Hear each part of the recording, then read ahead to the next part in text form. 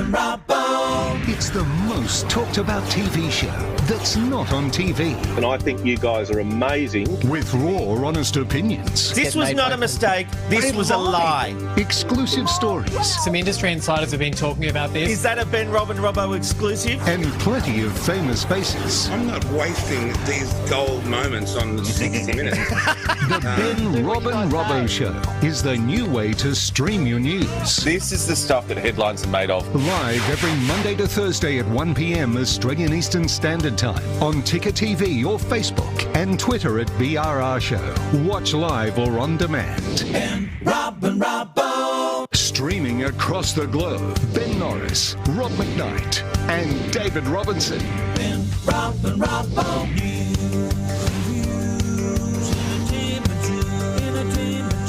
It's the Ben Robin Robbo, Ben Robin Robbo Show. Ben Robin Robbo Show. Welcome to the Ben Robin Robbo Show. Here's Rob McKnight. Hello there and welcome to a big Monday episode of the Ben Robin Robbo Show. I am Rob McKnight. I'm joined by two lovely fellows, Benjamin Norris and David Robinson. And Benjamin, that doesn't look like your normal set. I know. I was just playing a little game with people online. It was getting people to guess where I'd be down the Great Ocean Road, considering that there's kangaroos outside. Is anyone familiar with the Great Ocean Road? I've seen it on pictures. Oh my God. I've actually, my friend replaced the clock. So there was a clock behind me and she was like, no one's going to care or know where you are. You know, both of those categories, to be honest. But she put this Great Ocean Road picture behind me just so that it seemed a little bit more fitting. Oh, lovely. Yeah. And also I've got this daybed, Robbo, just to let you know, I've got this daybed for when Rob goes on one of his rants. I can lie down, have a sleep. Oh, you lucky boy. You're getting the bell now. You're done. Yeah, thank you. Oh, that's the best idea ever. I have no doubt that you'll need to use it at some point today, Benjamin. Well, get ready because we've got a Monday. lot of hot button issues. Steve Monk will be joining us to talk TV as well, and Ben will have entertainment, and that's when I'll have my nap. Oh, did I say nap then? It sounded like I said something else. I don't know what it sounded like you said, but I'll take nap because that's probably I was a bit worried I said nip. But anyway, Oh, yeah. all right, let's get into our hot button issues. You look lovely, Ben. And New South Wales Police may have taken responsibility for the latest COVID blunder, but don't expect there to be any repercussions. Over 170 people, including flight crew, are now under forced quarantine because 2 international passengers were allowed to board a domestic flight from Sydney to Melbourne after arriving in Australia. Police initially believed they had an exemption, but once they arrived in Melbourne, it was discovered they didn't. The officer and the travellers will not face any punishment. Ben, if we want to name and shame the people who break rules, you know, we've got the SA Pizza guy, the 2 girls who travelled to Queensland. Should the police officers who screwed up be named and shamed as well? No, I don't necessarily think we need to name and shame people. Like, I don't think that's a part of the process that's going to get us into a better situation. I think that's what we want, is to make sure these mistakes don't happen again. And I just don't necessarily think that's the right way about doing it. We just need to find out how and why and make sure, we don't do it again. I actually agree with you, Ben, because this is part of a larger organisation. But the thing I take from this, Robbo, throughout this whole pandemic, New South Wales have been telling every other state what to do. Get your own house in order before you're saying we have to bring down borders. I'm serious.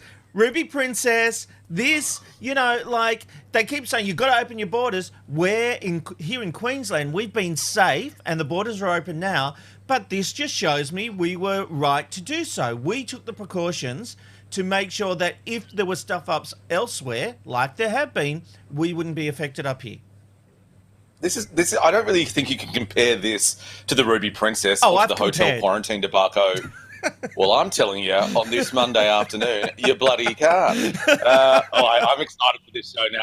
I can feel some energy. We're having fun now.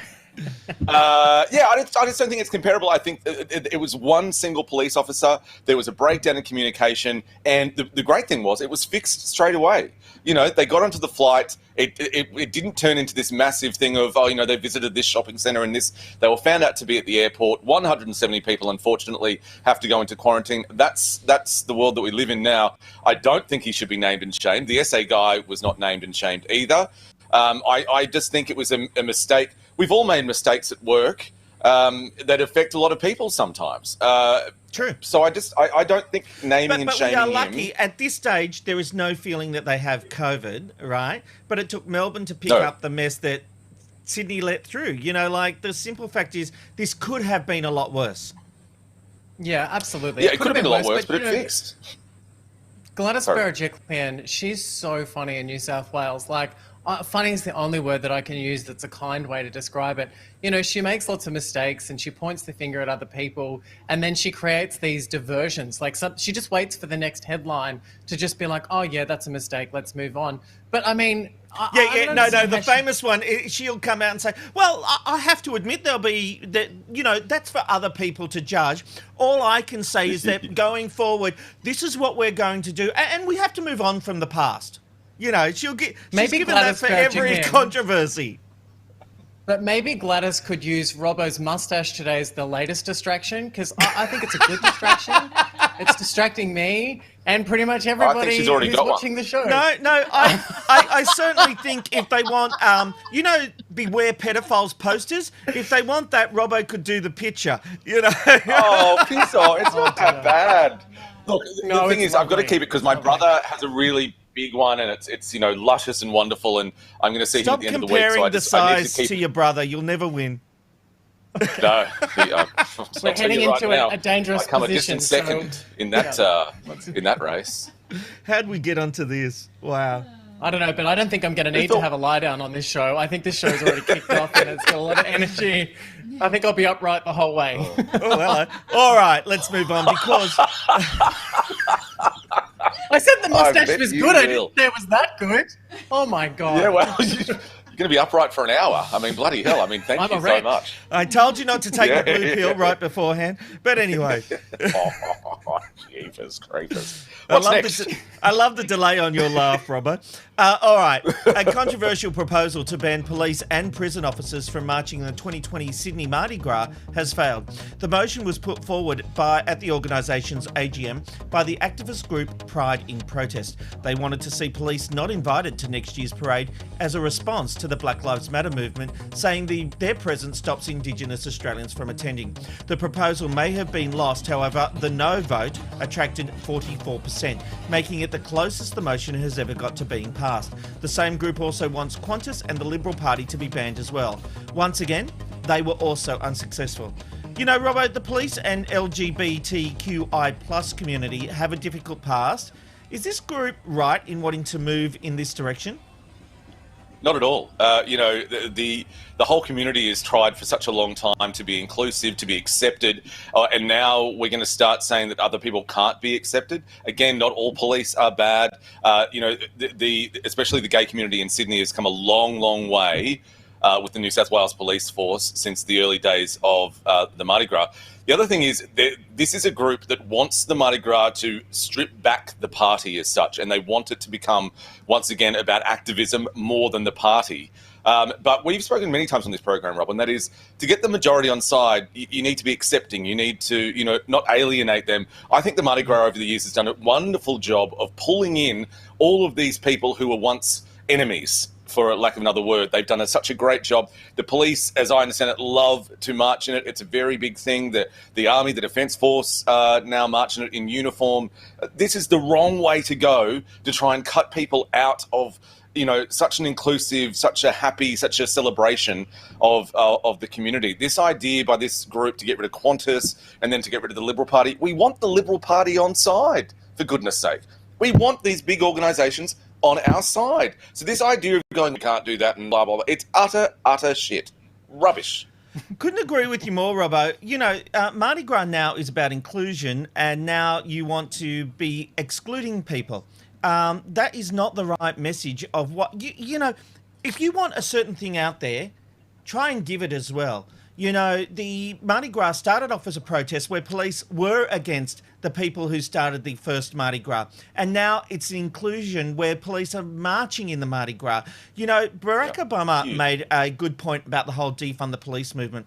When you come up with a pithy slogan like defund the police, while there may be some merits behind what you're trying to do, it scares people and gets them offside. And that's why defund the police won't actually get traction, because people want to feel safe with the police department. Now, the reason I bring that into this is because it's like this. People are on side with the Mardi Gras. It breaks down the barriers. You know, the gay and lesbian movement has come so far, and part of that is because of Mardi Gras. And the way it's a spectacle in Sydney that brings tourism in from all around the world. It's got a positive story. These extremists I can't bear extremists on the left or the right, but these extremists, they want everything under their terms. If you want to bring the majority of people across, you're not going to do that when you're excluding people. Ben, I just can't understand this at all. I think that the disturbing thing for me, and I think that we don't talk about this enough because we're frightened too. So I'm a part of the LGBTI, so I feel like I'm comfortable and not really throwing too much shade at the same time. But there certainly seems to be a bit of an arrogant backlash to the LGBTI community after getting marriage equality on board. And some of the people that used their powers in a very strong way, there's been a bit of a post-mortem depression type thing, you know, where... You know, after is that because they haven't got something to rally the troops, Ben? Yeah, I feel like that they need to spend their time better. I mean, at the end of the day, the core behind the idea of this, there is a reason. If there are people being frightened, how do we look into that and make sure we do the right thing? But excluding people is the wrong way about it. Working out why that exists, working out why people might be frightened to go along, and easing that seems to make more sense to me. But excluding people, it just seems so ridiculous, and it really goes against everything that we use to try and get marriage equality across the line, because we got it across the line by discussing equality. And that word equality, well, the word equality is the whole way in which we managed to get people to understand it. Because prior to that, you're saying same-sex marriage and all these other terms still didn't sit right. But equality, everyone understands equality. Everyone wants to be treated equally. Ben, I think that's brilliant. And I think it raises a really interesting issue that when you are a protest group, if you actually don't have a campaign to protest on, then what's your cause, and how do you rally people? How do you get them behind your cause? This is a really interesting angle you've thrown in there today. Yeah, it's happening. I can tell you that there's some very pivotal people who got marriage equality across the line that I think are really, really bored, because they're going out of their way to create problems, and disguising it as a movement, disguising it as doing the right thing, but it really isn't the right thing. I think what they did at the time was powerful, and those people, if they were watching this right now, would know exactly who they are, because behind closed doors, they're sad. They're sad that they achieved something so monumental, and they're worried that they may never do that again. But going after something without really knowing exactly why, it's just going into a really murky and dangerous area. Fascinating, but Ben. I totally agree with you, Ben. I really do. I think the other thing is, if you're worried about, and of course it's a problem, of Indigenous people not coming to the parade or not wanting to be part of the parade because there might be a certain friction with the police. The way to... Yes, the way to do that is why don't you put all your effort into including Indigenous Australians, making sure that there are areas along the parade route where they are there, you know, they've got a spotlight on them almost, you know, or that they're also in the parade. That's the way, because the wonderful brickwork of the Mardi Gras is that one of those bricks is now the New South Wales Police on the right side of the wall. Yeah. Right? So if you get what I'm saying. So don't get rid of the police, but be more inclusive for the people who you think are not being included. Don't get rid of an ally that took a long time to get to, but is now a full ally with you. You know, most police stations, especially in Sydney, have a gay and lesbian officer who handles any issues that might happen in that community. So that's the way to do things, not to exclude, but work out a way to include the people you think are being excluded. Yeah, create spaces and places for people to be able to participate. That's what people need to feel safe. The spaces and places that people need to be included in the Mardi Gras may need to be of different levels. Some people don't want a spotlight on them. Some people don't feel represented by Mardi Gras. We need to make sure that there are places in which that happens, and you can do that, certainly by, not excluding people, Well, when did you two get so smart? Jesus. All right, let's move on. We're not. We're faking. But there's luck. There's hope for you, my friend. Hopefully, it'll happen for you one day. I'm just hoping I get smarter by being around the smart people in the room. Thank you, boys. Rob, we can only hope. All right. What some may deem as special treatment, others are calling a public health campaign, with suggestion athletes and other people of influence should get early access to the COVID vaccine. Researchers suggest that people of influence publicly getting the vaccine could help overcome skepticism and encourage others to get the jab themselves. Others have countered the theory, saying it sends a message of privilege and impatience in what is expected to be a lengthy rollout. Now, in the US, mistrust is particularly high among adults of colour due to past traumas like the Tuskegee experiment. Now, that was an experiment which studied the effects of untreated syphilis on the African American men in the study. They were told they were receiving free healthcare from the federal government of the United States, but instead were receiving no treatment at all. All right, Ben, they already get priority testing. Should athletes and people of influence also get the vaccine before everyone else?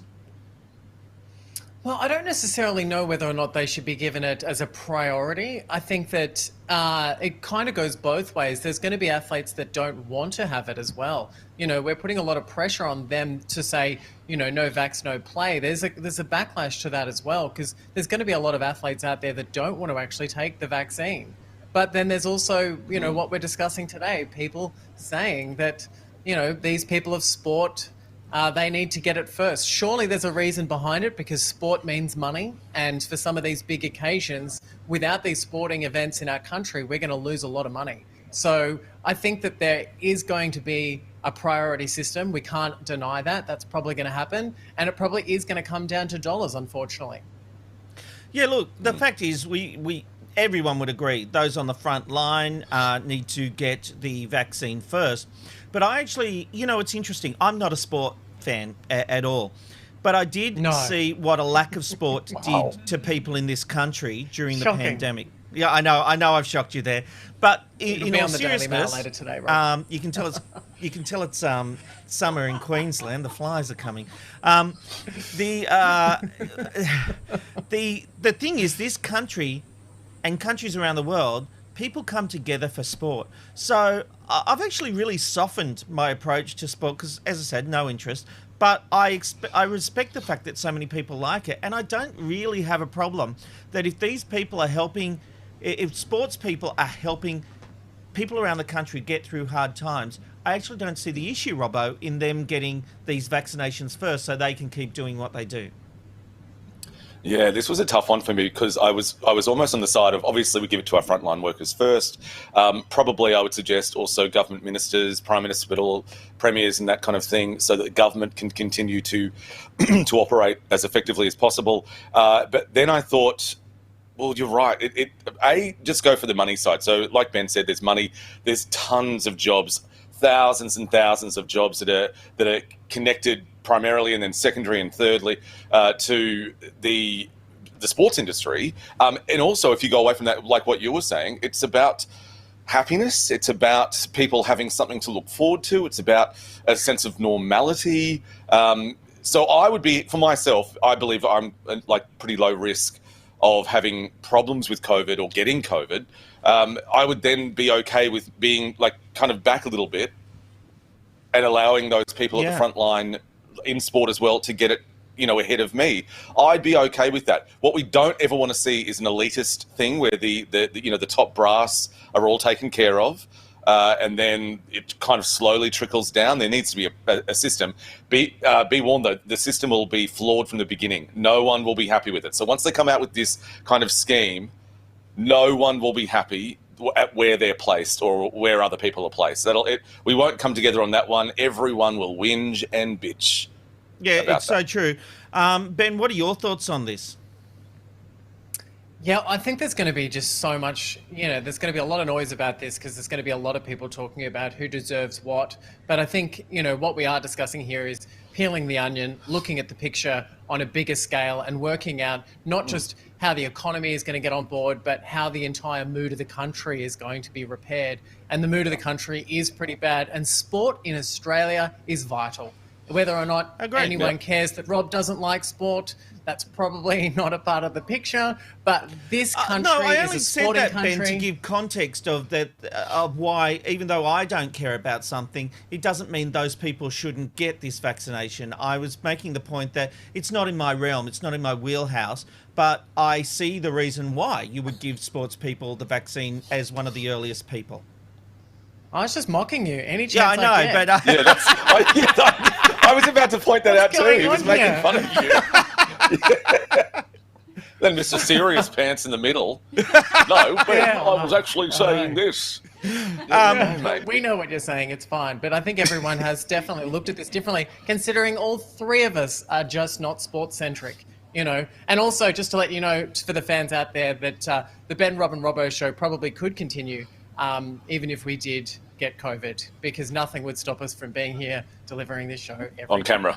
Absolutely, absolutely. That's right. Can you imagine Rob putting the mask to his face? This is so bad. I'm going to get in so much trouble for mocking coronavirus. COVID. I'm so bad for saying that. I was just picturing you with putting your gas to the mouth to give you oxygen. It's really bad. Let's move on. I'm going to hell. I'm going to hell. Welcome to the Ben, Rob and Robbo show. No, I don't mind it. Kind of a Christmas case. It won't be that. You know what? It'll be this. We usually do it with alcohol, so it'd just be a different form of getting our fix. All right. Let's move on, because well-known vegan activist Tash Peterson has made headlines once again for a stunt in a Perth supermarket. In a cow onesie and only body paint covering her top half, she stormed the markets with a sign saying, "They raped me and stole my babies, so you can have my meat." Have a look at some of her protest. Do you know what happens to cows in the dairy industry for you to consume their breast milk? They are raped and artificially impregnated. After a 9-month pregnancy, her babies are taken away from her immediately after birth, just so you can have her breast milk. Her daughters endure a life of slavery and rape, and her sons are murdered because they are seen as waste products to the industry. They don't produce breast milk, so they're shot in the head as babies, just so you can have a glass of milk or some ice cream, yogurt and cheese. The dairy industry has lied to you. Many shoppers stopped to listen to Peterson as she continued with, "I'm sure you all say you're against animal abuse, and yet every day you pay people to shoot them in their head. You pay people to slit their throats." She was told to leave by staff and security and eventually did so. Ben, I'm all for a topless protest. But is this... It's coming. I don't know how. It's so weird. I'm psychic. We have a segment about my psychic section. I knew you were going to say that. I was I just have the same 4 jokes that I run on repeat. Let me ask you though, everyone has the right to protest. I get a bit funny when it's in someone's premises. Do you think this is okay to get your point across? Oh, look, bloody vegans. They're always out there, trying to get their point across. I don't understand them. I really don't. I mean, I think that there's definitely some lessons that we all need to learn about the processes that are out there. And yes, there is animal cruelty, and we do need to make better environments and better spaces for the way in which we farm. I think that there is some validity in that. But bloody vegans, my God, they're just so aggressive with everything that they want to say. And for me personally, in a debate, I'm much more likely to be convinced in a sensible, controlled environment. But when you're at a shopping that doesn't sound like any day on the Ben, Rob and Robbo show I've ever seen. Yes, it is, because I'm not in the same room. I'm not even in the same state as you nut jobs. Like, when it goes bad, I'll leave. I can't wait for next week. No, but look, Robbo, I actually... look, there is validity in what she is saying. There is a documentary on Netflix called Cowspiracy, which is actually fascinating. And yes, it was shown to me by our producer Abby on this show. I was forced to sit down and watch it, and I know you jumped by that. But I just think it should take place outside the store, not inside on a private premises. Take a deep breath. You'll be right. Get the oxygen already. This woman he hasn't got COVID, but he'll need is an idiot. Why is she? She's an idiot. Because I'm about to tell you. Okay. I'm just trying to, the rage going through me. Here we go. Here it is. Okay, a couple of things here. You said in your intro that people actually stopped to listen to her. I didn't see anyone stopping and listening to her. And you know why? Because they were in a shop. They had chosen to go into that place. Anything that's going to be said by a shrieking, topless woman is not going to be listened to. So I agree with Ben on that. This is not the way to create a conversation, and this is not the way to debate an issue. When you're being screamed like that, you're just going to walk away, especially if you're in a supermarket buying meat anyway. Now, if that woman thinks she's going to come in there and change anyone's mind who's got a nice, juicy porterhouse in their hand or a beautiful wheel of brie, oh, God, that's nice. Or some big tub of ice cream. If she thinks that she is going to change anyone's mind by doing that, then she's wrong. Also, you've got to be topless now to try and get your message across, because everything else that you tried before, the screaming, the running around with a sign, that hasn't worked either. So I'm going to take my tits out. And guess what? It didn't work either. Well, we're talking about it right here, right now. And it should be worth we'd still be talking about it if she didn't have her titties out. We'd still be talking about it because they were painted. So, and the point was, I think she had blood around them to represent what happens to these cows during milking. Wonderful. You're not going to change anything by doing that particular kind of protest. I'm all for protesting. I'm all for, if you don't want to eat meat, don't eat meat. It doesn't affect me. You know what? And I love you for it if that's what you want to do. If you don't want to eat dairy, that's all. It doesn't affect me. But what does affect me is when I'm trying to, and especially if I've got my kids with me or my nephew, I don't have any kids, I don't know why I said that, but my nephews and my niece or, you know, I'm in there. I'm not in a health food store. I'm not in a vegetarian store. I'm in a supermarket buying meat and cheese because I want to. Get your message to me another way, because this just turns you off. Ben. Don't come back to me. I've coming back to you. The vegans are mental. Anyway. You know what, guys, though? I'm going to be the one that's going against the crowd here. I love my meat. I now want to go and have some ice cream because she was talking about ice cream and stuff, you know, like... Yep, she triggered me. But I want some steak. The simple fact is that I do believe people have the right to protest. We live in a democratic society. My thing is that I don't think it's right to go into a place of business. But doing this, we've picked it up. People, news websites have picked it up. So, Robert, you say it doesn't work, but she's getting a message out there. She has got a message out. But no one's listening to the message, though. The people who already agree with her will go, great, that's fantastic. She hasn't got any other notches up on the board. I'll tell you that right now for free. Yes, we're all talking about it because it was loud.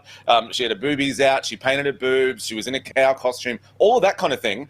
You've said this before on this show as well, and I always agree with you on this one. That will not change a single person who she's trying to intend to change. The people who already believe her will continue to believe her. People who still like to eat meat will not take the message from this woman who screams in a supermarket. No one has been turned off meat because of this particular protest. We're talking about it because of her boobs out and because it's crazy and she's walked into a supermarket. We're not talking about her message. We're talking about what she did. But we literally are. And I've done a pointer to Cowspiracy on Netflix, which is a really good documentary. That's fantastic. But I've seen it. I'm still going to go and have my ham toasty after this because someone who screams at me like that in a supermarket is not going to get the change they're looking for.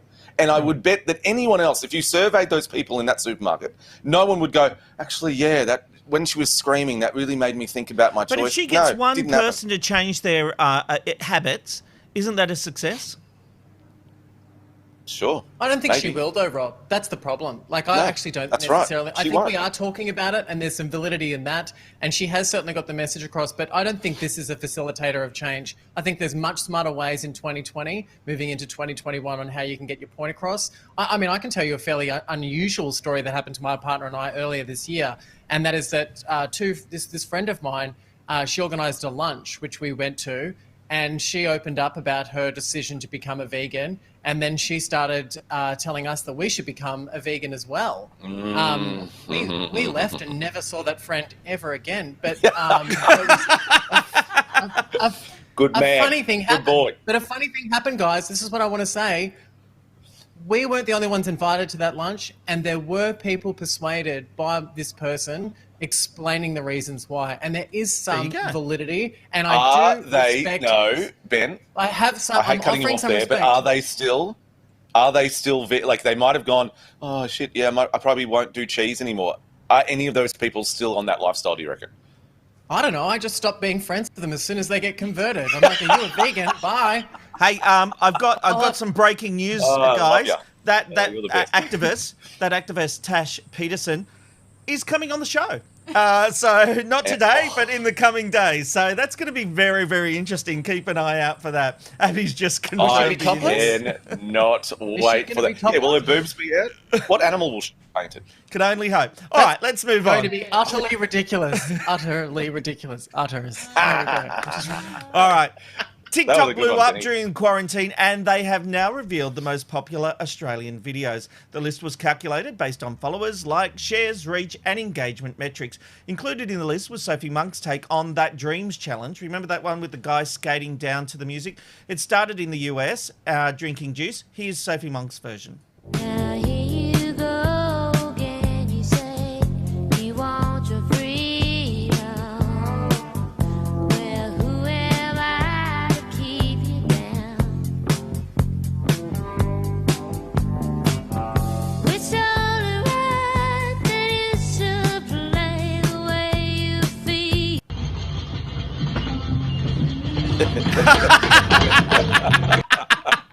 All right, I thought that was very boring until the last part. That was great. That was brilliant. I was trying to work out what she was selling, because normally when you see Sophie now, she's on an advertisement. Okay, there's a commentary on the state of play today. She's on an advertisement. That's how she makes money. God. She's got the New Beauty and the Geek coming out. There's lots of fun. Yeah, but that was kind of like a Gruen joke that I stole from Gruen. We ruined it, didn't we, Robbo? You didn't tell it Yeah, very you kind of did, because I've been really I've been really supportive of both of you today in the live department. What you can get now is serious professional Robbo. Here we go. Yeah, but come on, jokes that need to be explained. You need to tell us earlier. Ben, stop. For that. Ben, okay. I've never seen this person we're about to see. Serious Robbo. I can't wait. Let's see it. Let's see it, Robert. Go on, Robert. Go on, Rob. All right. We also have this dog who viewers pointed out looked like an AirPod.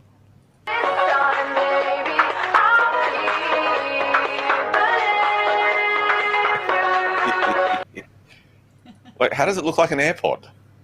What? No. Go again, please.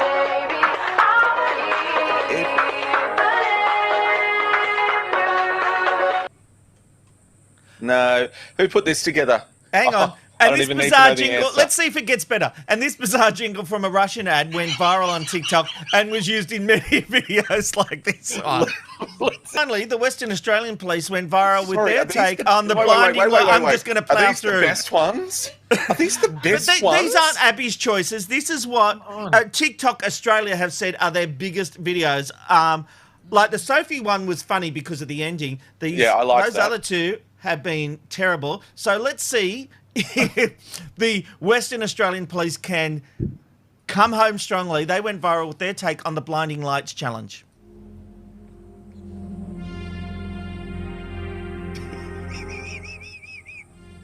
Oh.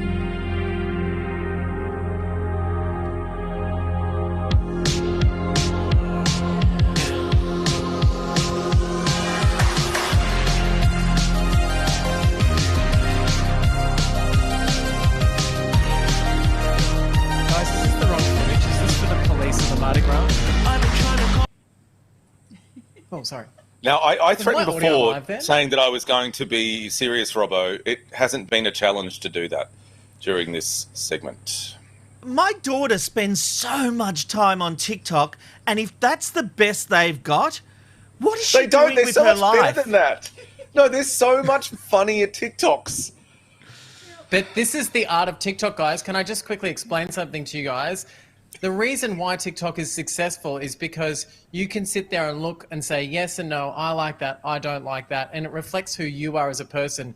There's very rarely TikToks seen that are of the amusement of everybody. But that's the power behind TikTok, is you can sit there and go, oh, this person spent all this time putting this together and it's good or bad. Okay, good. All right, look, let's move on, because one of the world's most loved... that TikTok... I'm never doing TikTok again, sorry. No. Because, Were you both texting Abby to say she's fired? What was going on there? You both was like, I'm still talking away. No, Abby on our Abby. Slack channel... hang on. So Abby's chimed in here. It was a list. I didn't make it. I didn't choose these. This is all from Abby. It's not the best, for God's sake. It's the ones with the most views and engagement. Well, it wasn't the best ad for TikTok. Let's just say that. Yeah. One of the world's most loved authors' comments from 1993 has finally been addressed by his family. It's time for a hit of entertainment with the one and only Benjamin Norris.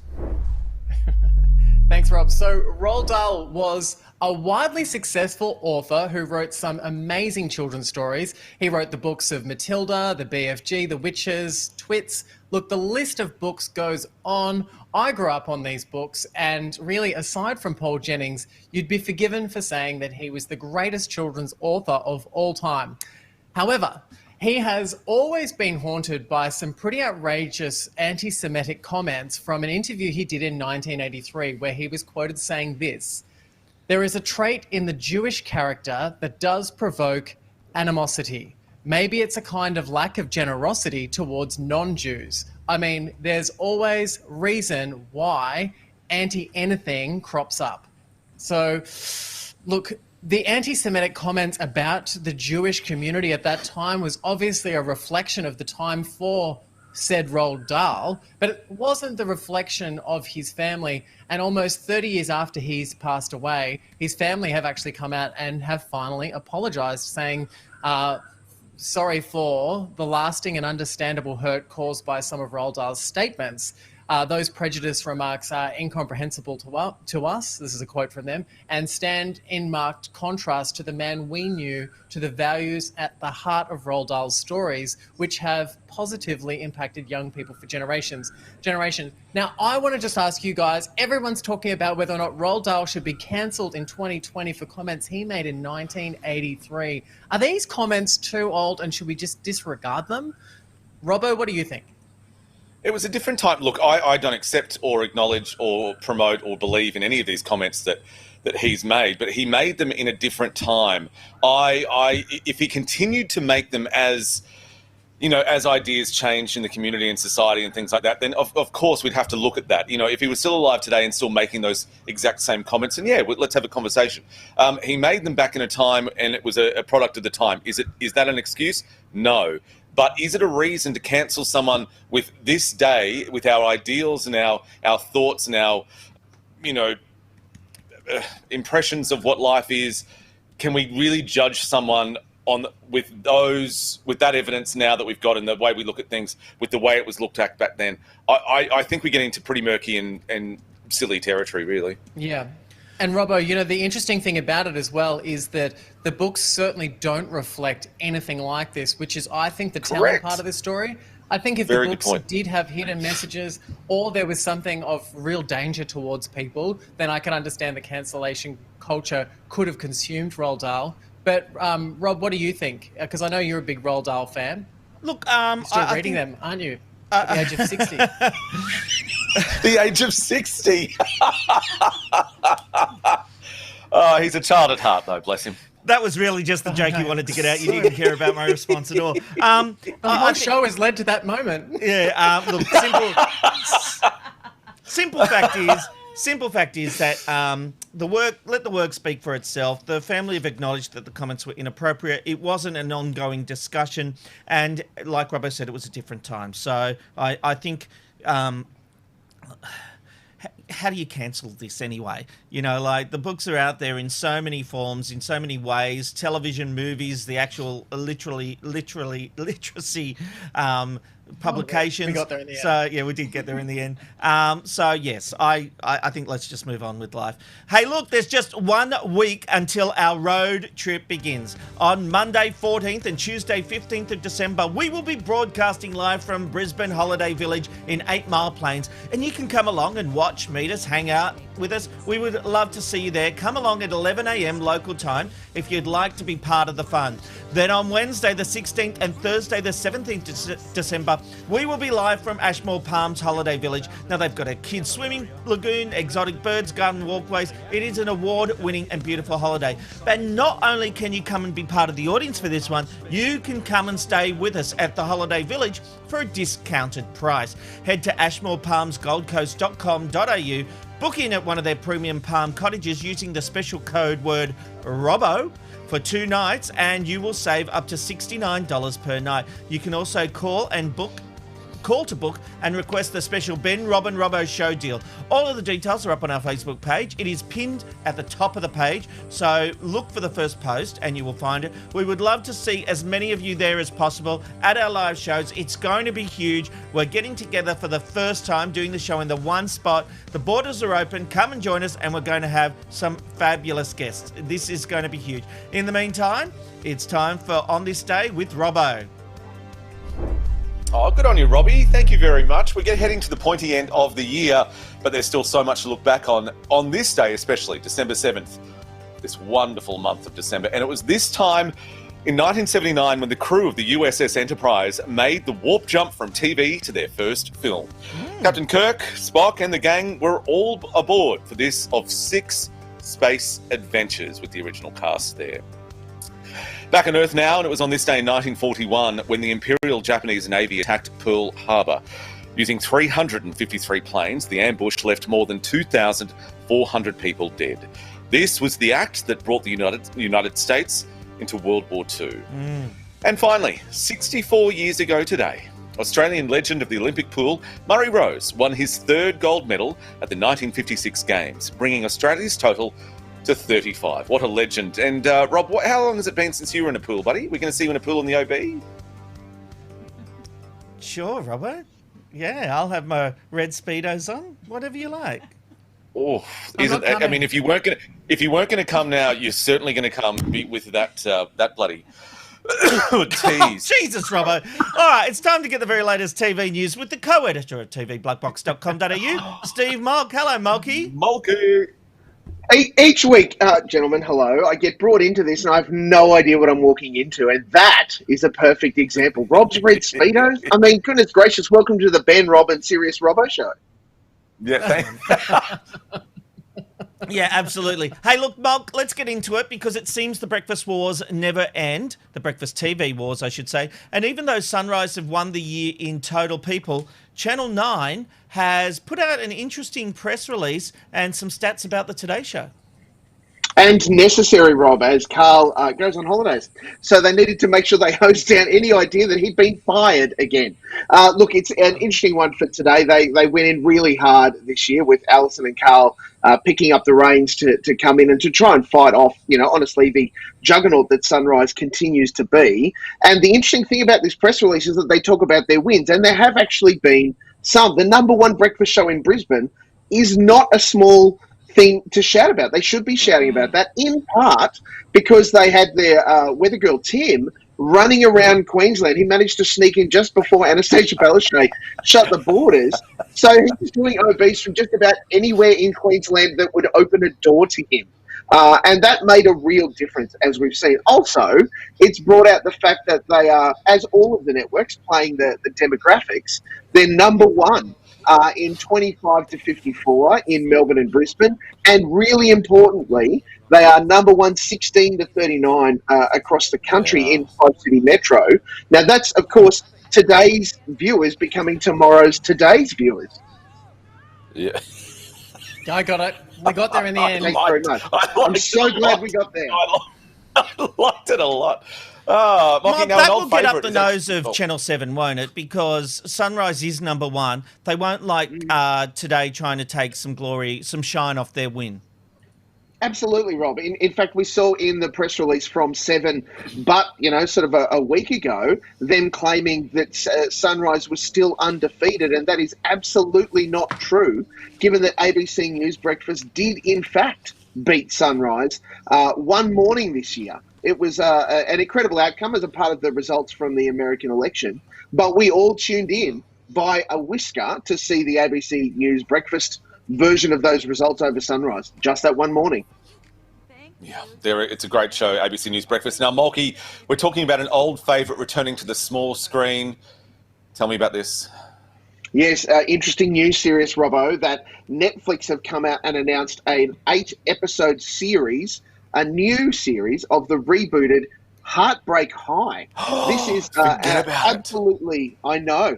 The only thing that I hope they don't do, and look, Heartbreak High was a phenomenal series that gave us stars such as Kim Wilson, Ada Nicodemu, and Callum Mulvey, who's gone on to huge acclaim. And Molky, and Alex Dimitriades. Oh, he does all right. Oh, wow. Yeah, but, he can only fit 3 into the title. What about this guy? No one remembers who he is.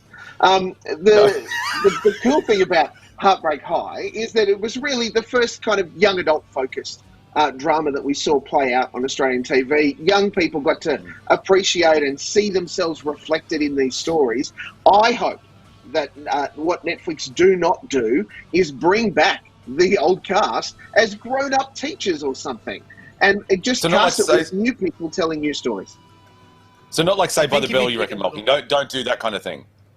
Absolutely. I mean, Saved by the Bell ostensibly is a comedy, right? So you can play some of that for gags. Heartbreak High was not a comedy. It was a great drama. So let's do it dramatically and do it really well.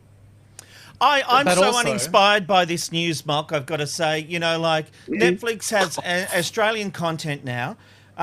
So first thing we're doing is Reboots, and it's not even one of our biggest shows. Now, I watched Heartbreak High, loved it, was a big fan. But really, when we think of the biggest Australian TV shows, it's not really up there. Yes, it was the first big show to really look at diverse characters, and it was great on that front. Yep. And maybe that's what they're looking at as a way of being able to check some boxes. This just doesn't say success to me. It'll have some cult, but I'm so uninspired by this commission. I think it's boring. Check some boxes. Wow, look at Rob understanding how the television industry works. Look, Rob, I appreciate that your opinion is, one that you hold dearly and that it might not float your boat. The general response, certainly across the media and social media today, have been overwhelmingly positive. And Twitter is always a good indication of how things rate. How many shows has Channel 10 had at number one on Twitter that have rated 300,000? Not once did I say Twitter, ever. I said social media. Oh, well, okay, social media. View. Social media is pretty much Twitter and Facebook. I just want to put this out there now. When's it my turn to talk about Heartbreak High? Hold on one second. I just want to really quickly say, do we really want to see... Do we want them to touch classics like Blue Heelers and A Country Practice? Would you be happy with those reboots? I don't think we're at that stage yet where we want to see them rebooted. So I guess this is kind of the nice way... like maybe a nice show to go for. But Robert, overseas they're doing The Crown, and I know there are reboots like Saved by the Bell and stuff like that. This is Netflix with all the money in the world, and the best we can do is a reboot of a show that was successful but wasn't one of the biggest shows in Australia. Where's our version of The Crown? Where's our version of some gritty new drama or something big? I'll tell you where. There's a high school show I'm watching at the moment called Sex Education, which has an interesting twist. What is Heartbreak High's? Heartbreak High's big twist was that it was an ethnic cast. This is boring now in 2020. No, my turn. I've had my hand at the back of the class the whole freaking time. Ben. Okay, so this is going to be amazing. This is going to be great because let's take away from the idea of it being a reboot. If they do a reimagining like what we saw with Prisoner, Wentworth is Australia's best made drama in the history of television. If you haven't watched it, then you've missed out and you can probably catch up. But just looking at Molky. Oh, sorry. Hello. Are we ready to talk to me again now? You two. Sorry, it's all about Molk. No, It's oh. this I segment get is all 10 about. minutes a week. 10 minutes. Goodness gracious. but you know people what? should be We ashamed of yourselves. You're only here to get us to talk more. That's the only job. You're supposed to get us to interact Of course. with you. Sorry. I mean, pardon me for TV thinking that it's not TV even Black an Box. expert. The podcast TV Black Box, you get to talk at 5-minute blocks, which is fair because it's a podcast and we've got a little bit more time. All right. This Enough one of the meta. is We're getting just too supposed meta. Another question. Yeah. Who's got the next question, Ben? I want to ask about who is the judge from the old school Australian Idol, and they've come out, they want to be a part of the new one. What have you got for us, Molky, who I love dearly? And Ben, I love you too. It's wonderful to speak with you, and thank you for including me in this conversation. Look, it's an interesting story, not least of which because we have to hose down at the very start that Marsha Hines is not returning for the Australian Open, as the Herald Sun headline reads today, rather than she's returning. And what a slip-up, just goodness gracious. Tennis on the mind Easy or what? to do. But to do. It happens. It's 4 letters. Marsha Hines is returning, or stuck her hand in the air to say she wants to come back for the rebooted Australian Idol series that will be coming to 7 in 2022. There's a man who we used to know as Dicko. Look, Marsha Hines, a phenomenal performer. She was absolutely, I think, one of the linchpin judges as a part of the Idol series. It would be great indeed if she does get a Guernsey to land back on the desk. This is just her saying, Channel 7, hire me. I love the public. I love her coming out and basically putting it on the table. Obviously, no one's returning her calls. Gravitas. She really did. She It's was great on that 2020. show. I think that, How else do you they get a really... job? They've struggled in other countries to try and find the right balance, and that's what makes these shows. We all know it's more about the judges and less about the talent. And when it came to Australian Idol, they really got the mixture right from the start. If they bring this show back and they want the viewers back, we need Dicko, we need Mark Holden, we need the touchdown. We need to see literally a photocopy of what we loved from that show. If we come back and we've got, who's the latest Australian band out there? D-Hoppily, Doppily, whatever. It's not going to work. I think Billy Thorpe and the Aztecs. So there's no good judges out. We can't move on. We're just stuck in a time. No, we can. Hey, look, for more inside goss, go to the world in the world of TV. Go to tvblackbox.com.au and listen to the podcast. Molk will get more time on the TV Black Box podcast. Molk, we were having a laugh with you. We do love you and appreciate. This is actually your last time with us for this year. Thank you so much for everything, mate. You are the TV legend, and I genuinely do appreciate you doing this. You are full of great facts and information, and we will see you next year, and we'll see you tonight for the podcast that'll come out tomorrow morning. I look forward. Look, Ben, Merry Robert, Christmas, it's a Molky. highlight of my Monday. Thank you. It's a highlight of my Monday to speak with you guys. And look, given that Marsha is calling out Channel 7 to hire her for Australian Idol, Bonds. If you're after a new Chesty Bonds model, I've got the guns out. I'm ready. Come on down. Good one. Yeah. Thank you, Molk. And now it's time for our random live shot of the day. It's the random live shot of the day. Where are you going today? You'll never know where you'll end up with the random live shot of the day. Well, I kind of wish that our random live shot of the day was Molk's guns, but we've had to say goodbye to them. We are taking you now to Saks on 5th Avenue in New York City, where we can see here their famous light show. It runs every 10 minutes from 4:35 p.m. to 11:35 p.m. all throughout December and attracts millions of observers each year. New Yorkers are settling down after a sunny but chilly day with a top of 6 degrees and a bottom of 0. I've certainly had a lot of 0 bottoms. Let's take a look at some feedback now on the Ben, Rob and Robbo show. Mary says, well said, as always, Ben. So many shit stirrers attend rallies watering down the cause. Thank you, Mary. Cameron says, is the BRR show returning in 2021? You bet your bottom dollar. You bet your bottom dollar. Jason says, whoa, Ben, Rob and Robbo have achieved consensus. The shock, the horror. That's true. Sometimes it happens. It's amazing, though. Next up, we've got Matthew, who says, reboot aggro. Matthew, I am on board with this 120,000%. That is a great idea. And remember, if you want to share your feedback here on the Ben, Rob and Robbo show, you can head to Twitter, Facebook and Instagram to search BRR show. We'd love to hear from you and we'd love to see you next week in our very special outside broadcast of the Ben Robin Robbo Show in Brisbane and the Gold Coast. Robbo. Thank you, Robbo. Well, Friends was a massive success for 10 years, and much has been said since the show wrapped in 2004.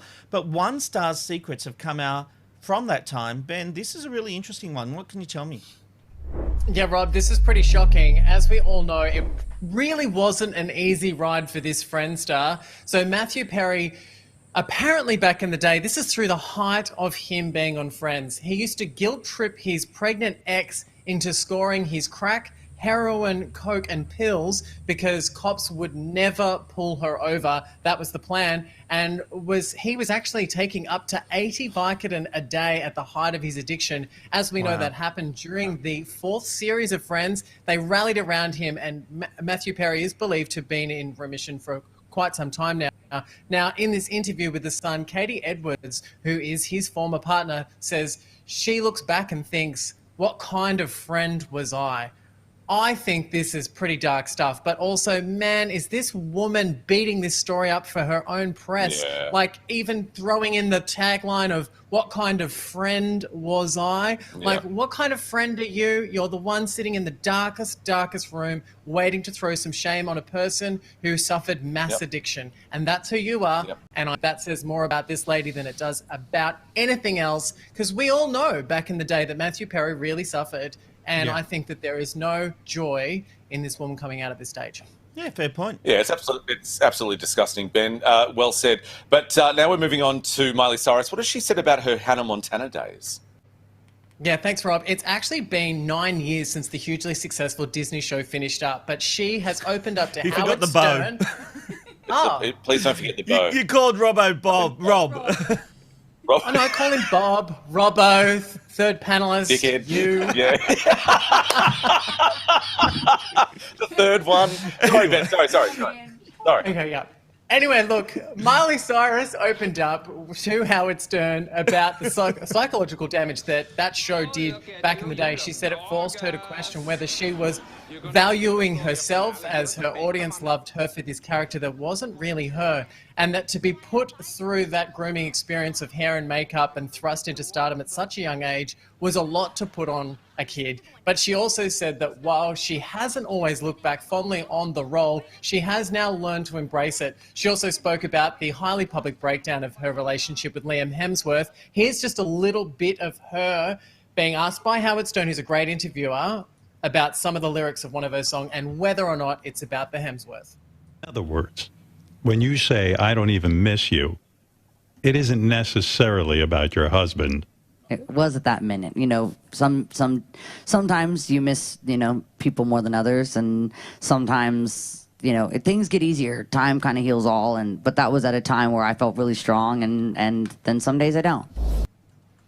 Wow. Interesting. I tell you what, it's such a great interview. There's a large podcast. We've run out of time on the show today and I'm so disappointed because I rang Rob this morning and I said, I've got a 5-minute clip of Nicole Kidman singing in the new movie The Prom. And I suggested what a shame we didn't get to it. In its What a entirety. shame. No, I said to Rob, I've cut 30 seconds. Can we finish the show on it, Rob, or we have no time? No, we're out of time. I'm so sorry, Ben. We'll have to get to that one tomorrow. We will see you again tomorrow for another edition of the Ben Robin Robbo Show. Bye-bye. Thanks, everyone. Bye. We're not going to play that tomorrow either.